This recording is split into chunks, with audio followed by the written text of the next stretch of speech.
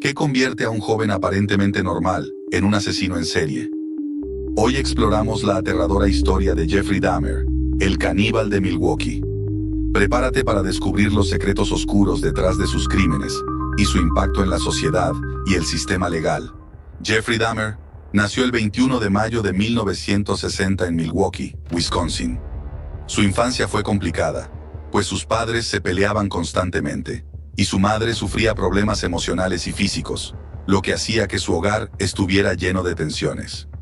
Jeffrey era un niño tímido y retraído, que pasaba mucho tiempo solo, aislamiento y primeros comportamientos extraños. Durante la adolescencia, Dahmer mostró interés por la biología, aunque de una manera poco convencional.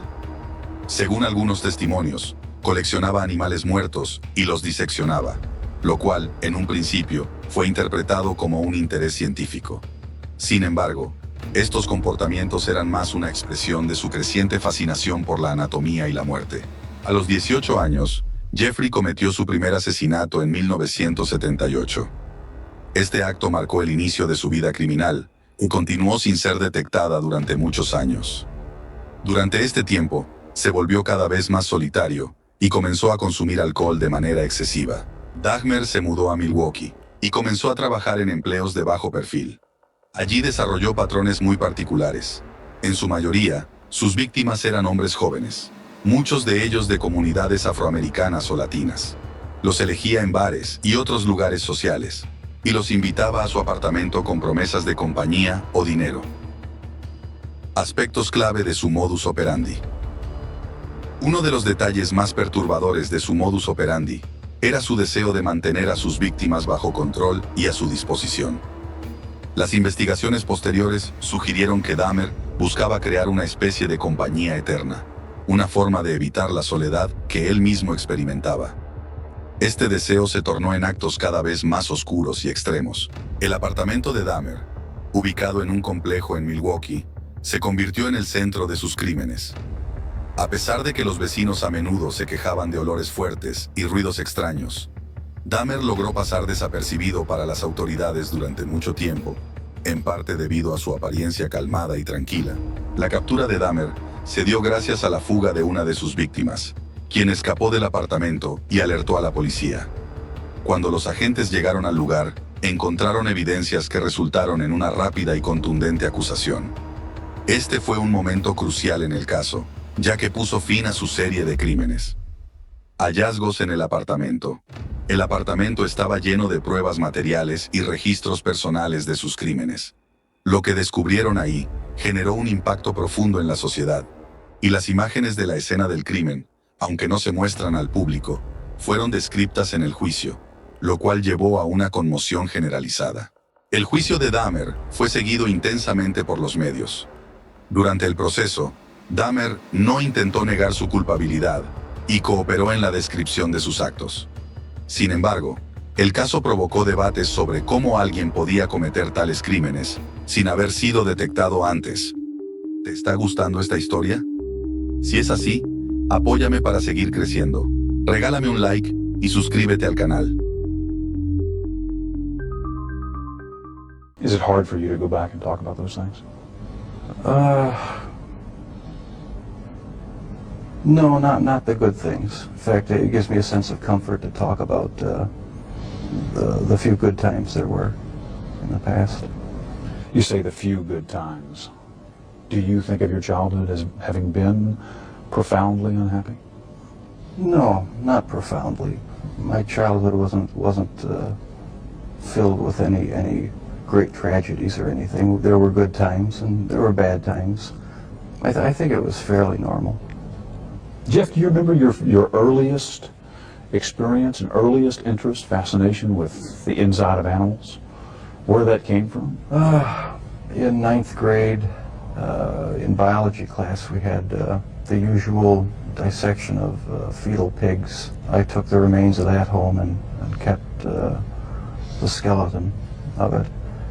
And I just started branching out, dogs, cats. I suppose it could have turned into a normal hobby like taxidermy, but it didn't. It veered off into this. Why, I don't know. All I know is that I wanted to see what the insides of these animals looked like. Was there some pleasure in the cutting open of the animal? Yes, there was. No sexual pleasure, but just it's hard to describe. What would you do with the dead animals, Jeff? You would pick the carcasses up from the road and take them back into the woods. Take them back in the woods, skin them sometimes, slit them all the way open, look at the organs, feel them. There was a sort of general excitement for me. I don't know why. It was exciting to see. One of your dad's biggest questions is when you began to slip away, when you crossed over into this world of obsession or dark fantasy from which you just couldn't return. Can you pinpoint that? Is there a sense for when that really began to happen with you, Jeff? I think it was around age 14 or 15. Started having obsessive thoughts of violence intermingled with sex. And it just got worse and worse. I didn't know how to tell anyone about it, so I didn't. I just kept it all inside. Do you have any stuff that took you over the edge, do you think, and made you take this from the world of fantasy into reality? From 15 on, I had this reoccurring fantasy of meeting a hitchhiker on the road and of taking him hostage and doing what I wanted with him. About 3 years later, I was 18 years old, driving home. I saw this hitchhiker about a mile from my house.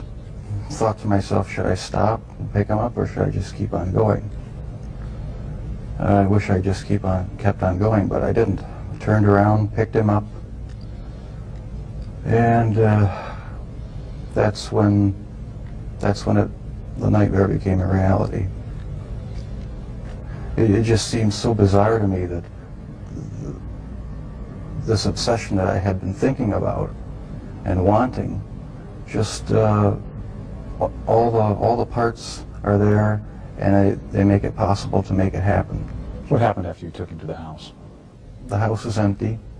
My mother was up in Chippewa Falls with her family, and my dad was living in a rented motel about 5 miles away due to the divorce. And I pretty much had the place to myself.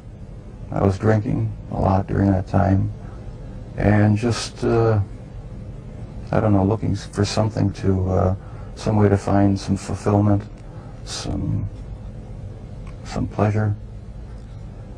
And I acted on my fantasies, and that's where everything went wrong. This was the summer of 1978 when you took your first victim. Right. Once it happened the first time, it just seemed like it had control of my life from there on in. The second occurrence was 1984, roughly. And I met this guy at one of the bars, downtown Milwaukee bars. We went back to the hotel, just planning on getting drunk. I had put some sleeping pills in his drink to render him unconscious. And was just going to spend the night with him. When I woke up in the morning, my forearms were bruised, and his chest was bruised, and blood was coming out of his mouth. He was hanging over the side of the bed, and I have no memory of beating him to death, but I must have. And that's when it all started again. Where did sex enter in to the killings, Jeff? It was a big part of it. My only objective was to find the best-looking guy that I could. Their sexual preference didn't matter to me. Did their race matter to you? No, their race didn't matter to me. The first two young men were white. The third young man was American Indian. The fourth and fifth were Hispanic. So no, Race had nothing to do with it. It was just their looks. Was there something sexual in the dismemberment of the bodies for you? As time went on, yes, I did get there was a sexual part to that. I started saving the skeletons and preserving other parts, and one thing led to another. It took more and more deviant type behaviors to satisfy my urges, and so it just spiraled out of control. Why the cannibalism? It made me feel like they were a permanent part of me. Besides the just mere curiosity of what it would be like, it made them feel that they were a part of me, and it gave me a sexual satisfaction to do that.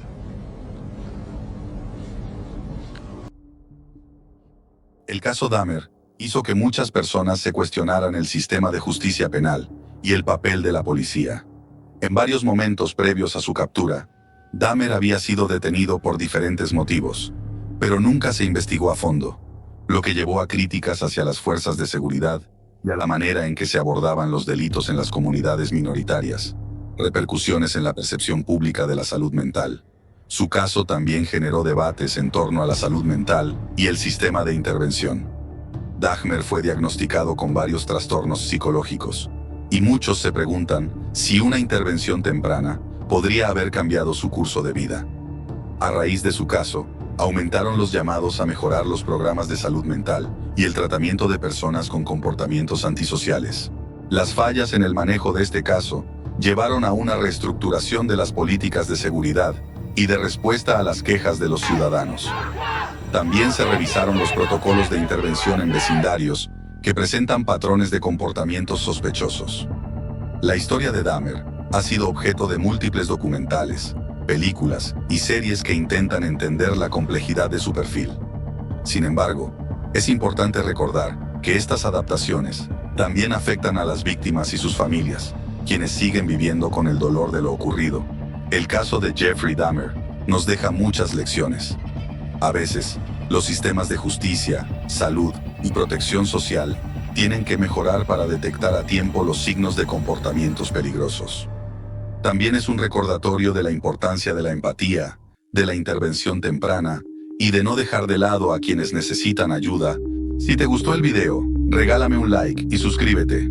Ayúdame a alcanzar la meta de 1000 suscriptores. Aquí te dejo un par de videos que podrían interesarte. Gracias.